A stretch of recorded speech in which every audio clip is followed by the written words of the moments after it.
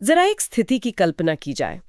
एक दिन किसी पारिवारिक व्हाट्सएप ग्रुप पर कोई एक बहुत ही सामान्य सा दिखने वाला फॉरवर्डेड मैसेज आता है। जो कि अक्सर आते ही रहते हैं। बिल्कुल। लेकिन सोचिए, कुछ ही मिनटों के भीतर एक सरकारी एल्गोरिदम उस मैसेज को पकड़ लेता है। उस टेक प्लेटफॉर्म के अधिकारी को तुरंत तलब किया जाता है और उसे कंटेंट हटाने का सीधा आदेश मिलता है। और फिर अचानक से एक भारी भरकम कानूनी खींचतान शुरू हो जाती है। सही कहा। एक ऐसी खींचतान जिसके वजूद के बारे में शायद किसी को पता भी नहीं था। बात यह है कि आज के समय में भारतीय इंटरनेट की जमीनी हकीकत कुछ ऐसी ही हो चुकी है। बिल्कुल, ये एक बहुत ही उलझी हुई स्थिति है। हाँ, तो आज मैं जो स्रोत और नोट्स का ये विस्तृत पुलिंदा देख रही हूँ, जिसका शीर्षक है the social media paradox, impact and regulation in India, वो सिर्फ कुछ मोबाइल ऐप्स के बारे में नहीं है। नहीं, बिल्कुल नहीं, ये उससे कहीं ज्यादा बड़ा मुद्दा है। हम एक ऐसे तंत्र का विश्लेषण कर रहे हैं जिसका इस्तेमाल अक्टूबर 2025 तक दुनिया की लगभग 68% आबादी कर रही होगी। तो चलिए इसे थोड़ा खोलते हैं। ये बहुत जरूरी है। इस डीप डाइव का मिशन दरअसल ये समझना है कि कैसे ये तकनीक एक तरफ तो लोकतंत्र को नई ऊर्जा दे रही है, लेकिन दूसरी तरफ गलत सूचनाओं और मानसिक स्वास्थ्य संकट की ऐसी सुनामी ला रही है जिसे संभालना मुश्किल हो गया है। और सबसे अहम बात यह है कि भारत इन दोनों अतियों के बीच नियम और संतुलन कैसे तय कर रहा है। अगर हम इसे बड़े पैमाने पर देखें तो हमारा उद्देश्य सिर्फ इस बात की गिनती करना नहीं है कि सोशल मीडिया पर क्या गलत है या क्या सही है। असली चुनौती उस विशाल और अदृश्य तंत्र को समझना है जो हमारी इस पूरी डिजिटल दुनिया को चला रहा है। मतलब वो पर्दे के पीछे का खेल। बिल्कुल, वो कोड और वे नियम जो हर दिन हर पल ये तय कर रहे हैं कि हम अपनी स्क्रीन पर क्या देखते हैं, हम किस बात पर गुस्सा करते हैं और हम किससे बात करते हैं। देखिए, ये एक ऐसी व्यवस्था है जो अब हमारे सोचने के तरीके को ही पूरी तरह से रिवायर कर रही है। उफ, और शायद यही बात इसे रोजमर्रा की एक बहुत बड़ी चुनौती बना देती है। मतलब अगर हम इस पूरे विषय के पहले पहलू पर नजर डालें, यानी इसके फायदों पर, तो वे सच में चकित करने वाले हैं। हाँ, इसमें कोई शक नहीं है। सूचनाओं के आदान प्रदान की जो गति है, उसने तो मानो समय और दूरी को खत्म ही कर दिया है। जहां पहले किसी दूर दराज के गांव की खबर को मुख्य धारा की मीडिया तक पहुंचने में हफ्तों लग जाते थे, आज वो महज कुछ माइक्रो सेकंड्स में दुनिया भर की स्क्रीन्स पर फ्लैश होती है। इंटरनेट की ताकत ही यही है। इस स्रोत में ना मीटू आंदोलन का विशेष रूप से जिक्र है। ये महज एक हैशटैग नहीं था, ये इस बात का जीता जागता सबूत था कि कैसे एक डिजिटल टूल ने उन कमजोर वर्गों को एक वैश्विक मंच दे दिया जिनकी आवाजें पारंपरिक मीडिया में हमेशा दबा दी जाती थीं। देखिए, ये एक बहुत ही बुनियादी बदलाव है। इसे हम सीधे तौर पर सत्ता के विकेंद्रीकरण के रूप में देख सकते हैं। सही बात है। पहले जानकारी और संवाद पर ना कुछ बड़े संस्थानों का या घरानों का एकाधिकार होता था। हाँ। आज वो एकाधिकार टूट चुका है।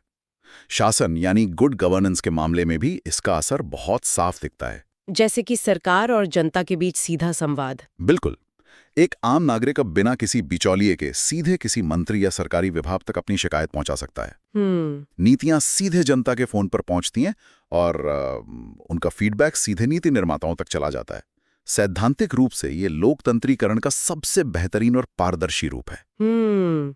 सैद्धांतिक रूप से ये शब्द यहाँ बहुत जरूरी है। हाँ, क्योंकि हकीकत थोड़ी अलग है। वही तो, क्योंकि जब हम जमीनी हकीकत की तरफ मुड़ते हैं तो इस स्रोत में मौजूद एक आंकड़ा पूरी तस्वीर ही बदल देता है। भारत में 64% लोगों का ये मानना है कि सोशल मीडिया फेक न्यूज यानी गलत सूचनाओं का सबसे बड़ा स्रोत है। 64%? ये बहुत बड़ा नंबर है ना? और बात सिर्फ फेक न्यूज की नहीं है, बल्कि प्राइवेसी का हनन, पहचान की चोरी और विशेषकर महिलाओं और वंचित वर्गों का ऑनलाइन उत्पीड़न एक भयानक महामारी का रूप ले चुका है। और इन सब के साथ एक ऐसा संकट भी जुड़ गया है जिसे हम अक्सर स्क्रीन टाइम का नाम देकर बड़ी आसानी से टाल देते हैं। मेरा मतलब है मानसिक स्वास्थ्य। हाँ, मेंटल हेल्थ। इसके बारे में स्रोत क्या कहता है? मानसिक स्वास्थ्य का जो डेटा इस रिपोर्ट में है वो वाकई चिंताजनक है। इसका सीधा संबंध एंजाइटी, डिप्रेशन, नींद की कमी और यहाँ तक कि ADHD जैसी गंभीर समस्याओं से जोड़ा गया। उफ, ये तो बहुत डरावना है। लेकिन जो चीज सबसे ज्यादा डराती है वो है 25 साल से कम उम्र के युवाओं का डेटा। इस उम्र के समूह में जीवन के प्रति संतुष्टि में भारी और अभूतपूर्व गिरावट देखी गई है। जीवन के प्रति संतुष्टि का गिरना, ये तो ऐसा है जैसे हम एक पूरी पीढ़ी को अंदर से खोखला कर रहे हैं। मतलब अगर मैं एक एनालॉजी दूं तो इस तकनीक की तुलना हम आग से कर सकते हैं। आग से कैसे? हाँ, ये आग की तरह ही है। इससे खाना भी पकाया जा सकता है, ये सर्दियों में गर्माहट भी दे सकती है, लेकिन अगर उस पर कोई नियंत्रण ना हो तो वो पूरा घर भी जला सकती है। बहुत ही सटीक उदाहरण है ये। पर यहाँ मेरे मन में एक बहुत बड़ा सवाल आ रहा है, क्या ये सच में उस मशीन या उन प्लेटफॉर्म्स की गलती है? मतलब इंसान हमेशा से अपनी तुलना दूसरों से करता आया है, ये तो इंसानी फितरत है। सही कहा। तो क्या ये सिर्फ हमारे इंसानी मनोविज्ञान की कमजोरी नहीं है कि हम दूसरों की चमचमाती जिंदगी देखकर दुखी हो जाते हैं? क्या हम इसके लिए एक बेजान एल्गोरिदम को दोष देकर अपनी जिम्मेदारी से नहीं भाग रहे? देखिए, ये सवाल बहुत ही स्वाभाविक है। ये सच है कि इंसान स्वभाव से एक सामाजिक प्राणी है और दूसरों से अपनी तुलना करना हमारे मनोविज्ञान का एक बहुत पुराना हिस्सा है। लेकिन यहाँ एक बहुत बड़ा पर है। कैसा पर? इन प्लेटफॉर्म्स के पीछे जो एल्गोरिथम काम करते हैं ना, वे कोई बेजान या तटस्थ मशीनें नहीं है। उन्हें जानबूझकर, जी हाँ जानबूझकर, इसी मानवीय कमजोरी को टारगेट करने के लिए डिजाइन किया गया है। अच्छा। वे लगातार ऐसी सामग्री को बढ़ावा देते हैं जो भावनाएं भड़काती हैं, विशेषकर गुस्सा या आक्रोश। क्यों?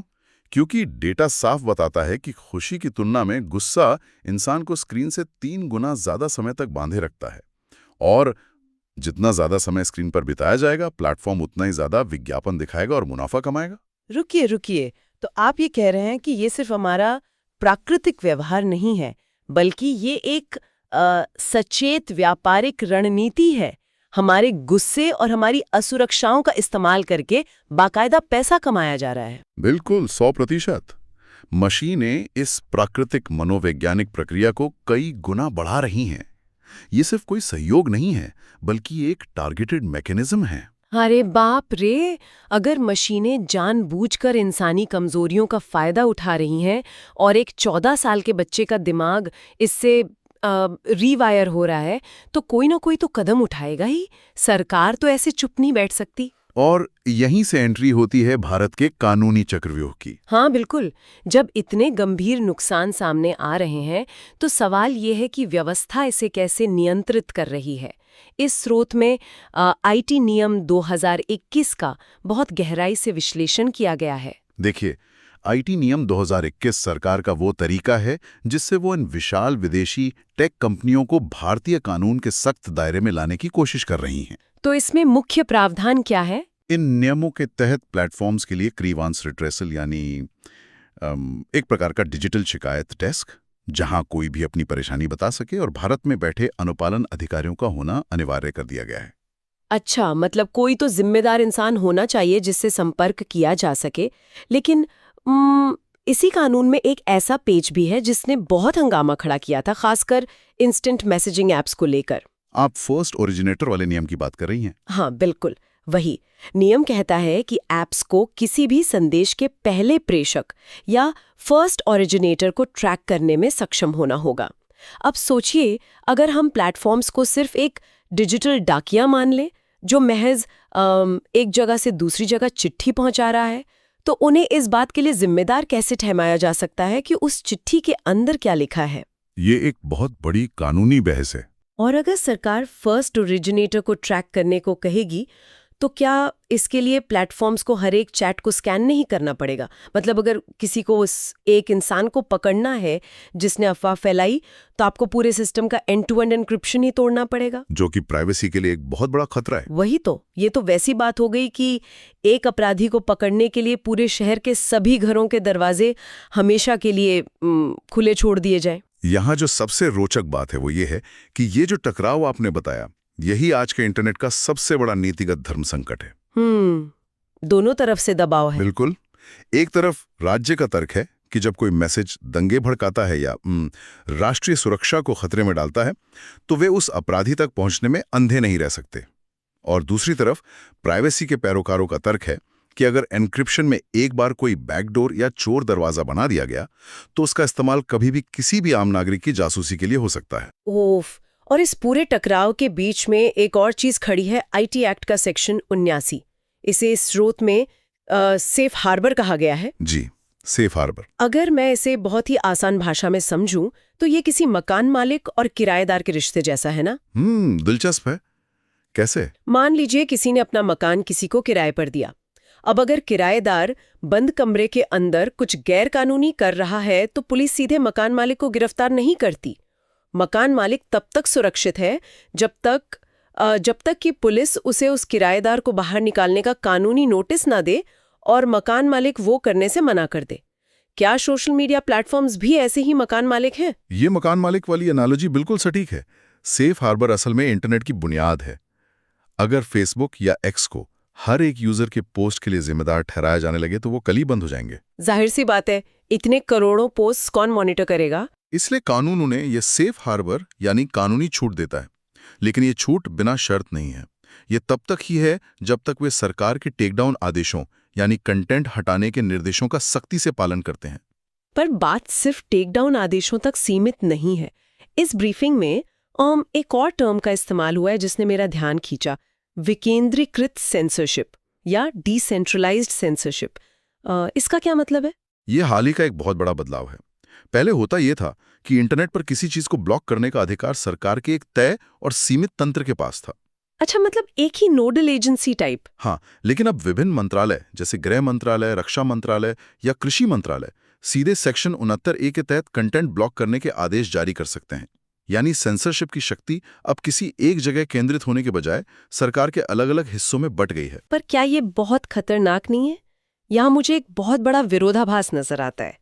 अगर सरकार के अलग अलग हिस्से सीधे प्लेटफॉर्म्स को कंटेंट हटाने का आदेश देने लगें तो ये कौन तय करेगा कि असली फेक न्यूज़ क्या है और क्या महज सरकार की आलोचना है?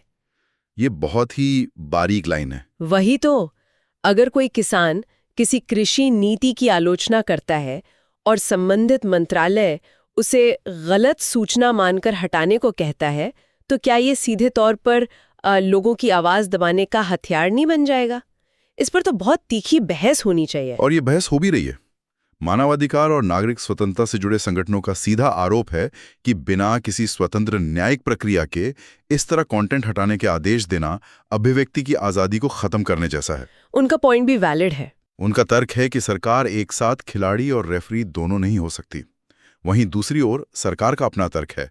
उनका कहना है कि आज के समय में हाइब्रिड वॉरफेयर और विदेशी प्रोपेगेंडा इतनी तेजी से फैलता है कि अगर वे कोर्ट के आदेश का इंतजार करेंगे तब तक देश में दंगे भड़क चुके होंगे।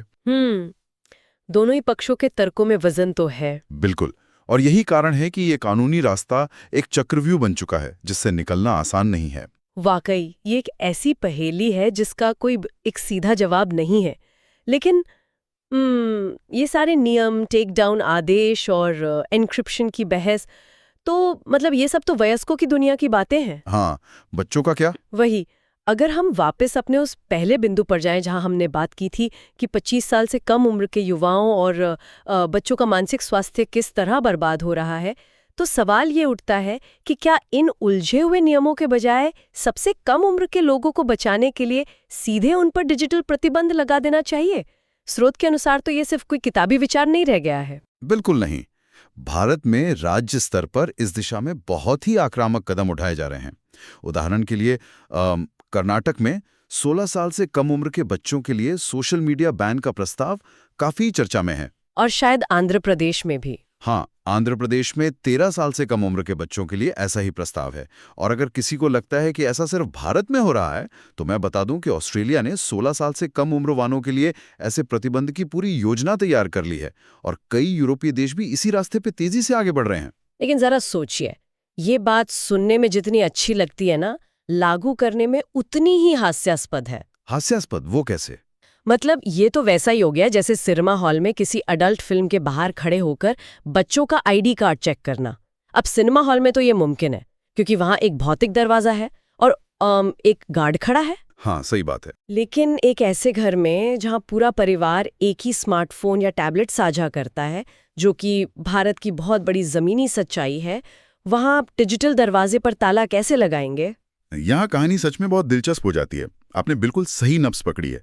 नियम बना देना एक बात है, लेकिन उसे जमीन पर लागू करना तकनीकी और सामाजिक रूप से एक दुस्वप्न साबित हो सकता है। वही तो, प्रैक्टिकल नहीं लगता। भारत में सबसे पहली अड़चन तो विधायी है। कानून के जानकारों का मानना है कि इंटरनेट को रेगुलेट करने का अधिकार केंद्र सरकार का है, राज्यों का नहीं। इसलिए इन राज्य स्तरीय बैन का कोर्ट में टिकना बहुत मुश्किल है।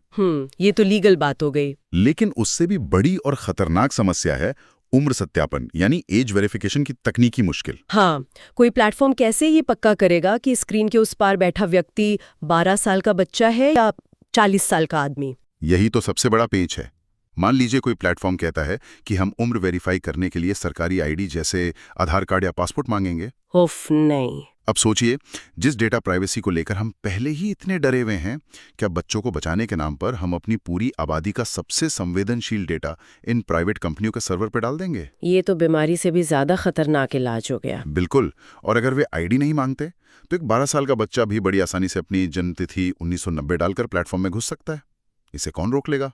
तो इसका सीधा सा मतलब है कि उम्र के आधार पर सीधा बैन लगाना एक ऐसी दीवार खड़ी करने जैसा है जिसमें हजारों छेद हैं। हाँ, ये काम नहीं करेगा। तो अगर सिर्फ नियम थोपना या बैन लगाना व्यवहारिक नहीं है, तो फिर इस सिस्टम को अंदर से कैसे ठीक किया जाए?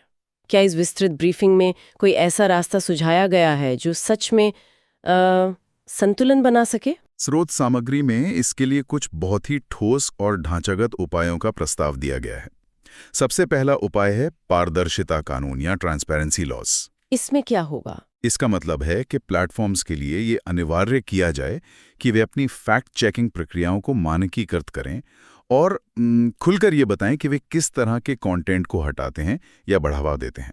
सब कुछ ट्रांसपेरेंट होना चाहिए। अच्छा, और दूसरा कदम? दूसरा कदम मानसिक स्वास्थ्य से जुड़ा है। इसके तहत मनोरोग संबंधी विकारों की लगातार निगरानी करने और बच्चों के डिजिटल एक्सेस को लेकर माता-पिता में जागरूकता, जिसे रिपोर्ट में माइंडफुलनेस कहा गया है, बढ़ाने पर भारी जोर दिया गया है। देखिए, ये दोनों कदम बहुत तार्किक लगते हैं, लेकिन मुझे लगता है कि ये अभी भी सिर्फ सतह की सफाई है। असली बीमारी तो वो एल्गोरिदम है जिसकी हमने शुरुआत में बात की थी। आप जड़ तक पहुंच रही हैं। तो क्या प्लेटफॉर्म्स खुद अपनी उस मशीन को बदलने को तैयार है जो उनका मुनाफा तय करती है? यह एक बहुत ही महत्वपूर्ण सवाल खड़ा करता है और यही असली खेल शुरू होता है। ब्रीफिंग में जिस तीसरे और सबसे अहम उपाय का जिक्र है, उसे प्लेटफॉर्म की जवाबदेही कहा गया है। अब बात सिर्फ गलत जानकारी को चेक करने से बहुत आगे बढ़ चुकी है। तो अब प्रस्ताव क्या है? प्रस्ताव यह है कि प्लेटफॉर्म्स को अपने कंटेंट बांटने के तरीके को ही जड़ से बदलना होगा। और इसमें जो सबसे बड़ा सुझाव दिया गया है, वो इन बड़ी टेक कंपनियों की नींद उड़ा सकता है। ऐसा क्या सुझाव है? वो सुझाव है एल्गोरिथम से चलने वाली फीड की जगह वापस क्रोनोलॉजिकल या ऑर्गेनिक फीड पर लौटना। क्रोनोलॉजिकल फीड मतलब जिस क्रम में पोस्ट किए गए वो उसी समय के क्रम में दिखेंगे, जैसे 2009 या 2010 के समय में फेसबुक पर होता था। बिल्कुल सही पकड़े। जब फीड क्रोनोलॉजिकल होती है तो आप वही देखते हैं जो आपके दोस्तों या फॉलो किए गए पेजों ने अभी भी पोस्ट किया है। उसमें मशीन का ये खुराफाती दिमाग नहीं लगा होता कि इस यूजर को कौन सी पोस्ट दिखाकर ज्यादा गुस्सा दिलाया जा सकता है ताकि ये ऐप बंद न करें। लेकिन ये बात मेरे गले नहीं उतर रही। क्यों? क्या दिक्कत है इसमें? जरा सोचिए, अगर फीड वापस क्रोनोलॉजिकल हो गई बिना किसी तड़के या मसाले के, तो क्या ये प्लेटफॉर्म्स बहुत जल्दी बोरिंग नहीं हो जाएंगे? ये कंपनियां जो दिन रात हमारे अटेंशन या ध्यान से पैसा कमाती हैं, क्या वे कभी खुद अपने पैरों पर कुल्हाड़ी मारेंगी? वे अपना बिजनेस मॉडल खत्म करने वाले इस कदम को क्यों स्वीकार करेंगी?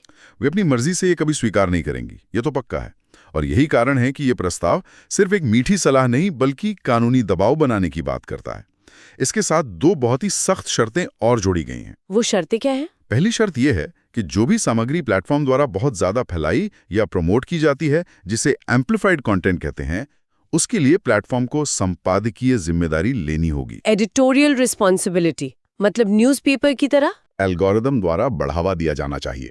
इसका सीधा सा अर्थ यह है कि अगर कोई प्लेटफॉर्म किसी भड़काऊ कंटेंट को वायरल करके अपनी जेब भर रहा है, तो कल को अगर उस कंटेंट से कोई दंगा होता है तो वो प्लेटफॉर्म ये कहकर पल्ला नहीं झाड़ सकता कि हम तो सिर्फ एक डाकिया हैं। ओह, यानी अब सेफ हार्बर के उस मकान मालिक वाले कानून की चादर के पीछे छिपना मुमकिन नहीं होगा। बिल्कुल नहीं। अगर आप खुद तय कर रहे हैं कि कौन सा किराएदार क्या करेगा या उसकी आवाज कितनी दूर तक जाएगी, तो फिर जिम्मेदारी भी आपकी ही होगी। सटीक विश्लेषण है ये। तो अगर हम इस पूरी चर्चा के धागों को एक साथ समेटें, तो ये सोशल मीडिया पैराडॉक्स सच में एक ऐसा विरोधाभास है जहां हम हर कदम पर एक नई उलझन में फंस जाते हैं। एक कदम आगे और 2 कदम पीछे वाला हाल है। एकदम सही। एक तरफ इसके फायदों को नकारा नहीं जा सकता, सूचनाओं की अकल्पनीय गति, बिना फिल्टर के अपनी बात कहने की ऐतिहासिक आज़ादी और गुड गवर्नेंस में सीधी भागीदारी, ये सब बहुत जरूरी हैं आज के समय में। लेकिन दूसरी तरफ इसके साइड इफ़ेक्ट्स, आर्टिफिशियल तरीके से फैलाई गई फेक न्यूज़, ध्रुवीकरण और एक पूरी पीढ़ी का गिरता हुआ मानसिक स्वास्थ्य उतने ही वास्तविक और खौफनाक है। और भारत इन्हीं दोनों अतियों के बीच फंसा है। हाँ, भारत एक साथ कई मोर्चों पर इस संतुलन को साधने की जद्दोजहद कर रहा है, चाहे वो आईटी रूल्स 2021 का अनुपालन हो, सेक्शन 79 के तहत मकान मालिक और किराएदार वाली कानूनी लड़ाई हो, मंत्रालयों द्वारा विकेंद्रीकृत सेंसरशिप का डर हो, या फिर बच्चों को बचाने के नाम पर उम्र आधारित बैन लगाने की तकनीकी और कानूनी नामुमकिन सी कोशिशें हों। और ये सारी कवायद अंततः एक ही लक्ष्य के इर्द गिर्द घूमती है, एक ऐसा डिजिटल स्पेस बनाना जो नागरिकों को सशक्त भी करे और सुरक्षित भी रखे। जो कि बहुत मुश्किल लग रहा है। मुश्किल तो है। जैसा कि इस पूरे ब्रीफिंग ने हमें दिखाया है, हर समाधान अपने साथ एक नई चुनौती लेकर आता है। हाँ, जैसे एक समस्या सुलझाओ तो दूसरी खड़ी हो जाती है। बिल्कुल। अगर आप उम्र की पाबंदी लगाने जाएं तो पूरी आबादी की प्राइवेसी खतरे में पड़ जाती है। अगर आप फेक न्यूज़ रोकने के लिए मैसेज ट्रेस करें तो एन्क्रिप्शन टूट जाता है। और अगर आप समाज का गुस्सा कम करने के लिए एल्गोरिदम को हटाने जाएं तो टेक कंपनियों का पूरा बिजनेस मॉडल ही हिल जाता है। उफ, ये तो सच में एक भूलभुलैया है। ये कोई ऐसी समस्या नहीं है जिसे एक रात में सुलझाया जा सके। ये एक ऐसा संघर्ष है जो तकनीक के हर नए रूप के साथ और भी जटिल होता जाएगा। और शायद यही इस पूरी स्थिति की सबसे बड़ी सच्चाई है। पर इस डीप डाइव को खत्म करने से पहले इस स्रोत से उपजता एक ऐसा विचार है जिस पर गौर किया जाना बहुत जरूरी है। वो क्या है? आज हमने चर्चा की कि कैसे प्लेटफॉर्म्स पर एल्गोरिदम हटाने और संपादकीय जिम्मेदारी लेने का भारी दबाव बनाया जा रहा है, पर जरा एक कदम पीछे हटकर सोचने वाली बात है। अगर भविष्य में सच में ऐसा होता है, अगर इन टेक कंपनियों को पारंपरिक अखबारों या न्यूज़ चैनल्स की तरह हर एक वायरल पोस्ट की कानूनी जिम्मेदारी लेनी पड़ी, तो वे डर के मारे क्या करेंगे? ये तो सोचने वाली बात है। जाहिर है वे आम लोगों की पोस्ट को बढ़ावा देना ही बंद कर देंगी। तो क्या इसका मतलब ये है कि यूजर जनरेटेड कंटेंट, यानी हम जैसे आम लोगों द्वारा स्वतंत्र रूप से बनाए गए कंटेंट का वो सुनहरा और आज़ाद दौर हमेशा के लिए खत्म होने वाला है? ये एक बहुत ही डरावनी संभावना है। क्या हम एक ऐसे इंटरनेट की ओर बढ़ रहे हैं जहां हम दोबारा से सिर्फ दर्शक बनकर रह जाएंगे और खुलकर अपनी बात कहने का हक और पहुंच सिर्फ कुछ चुनिंदा बड़े और वेरीफाइड मीडिया घरानों के पास ही रह जाएगी? मतलब इंटरनेट फिर से टीवी बन जाएगा? वही तो, क्या इंटरनेट फिर से एक तरफा टीवी बन जाएगा? अंत में सोचने वाली बात यह है कि उस आग को बुझाने के चक्कर में जो हमारा घर जला सकती है, कहीं हम उसे इतना तो नहीं बुझा देंगे कि उसकी वो गर्माहट ही हमेशा के लिए खत्म हो जाए जिसने लोकतंत्र को एक नई आवाज दी थी। ये एक ऐसा सवाल है जो इस डीप डाइव के खत्म होने के बाद भी गूंज